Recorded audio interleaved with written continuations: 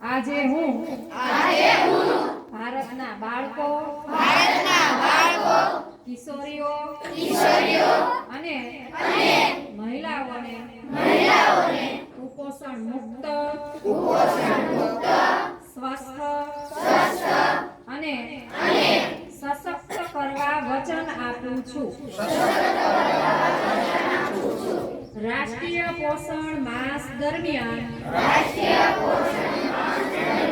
હું દરેક ઘર સુધી યોગ્ય પોષણનો સંદેશ પહોંચાડીશ। યોગ્ય પોષણ એટલે પૌષ્ટિક આહાર, શુદ્ધ પીવાનું પાણી, સાચી ટેવો અને પદ્ધતિઓ। હું પોષણ અભિયાનને એક દેશવ્યાપી જન આંદોલન બનાવીશ। દરેક ઘર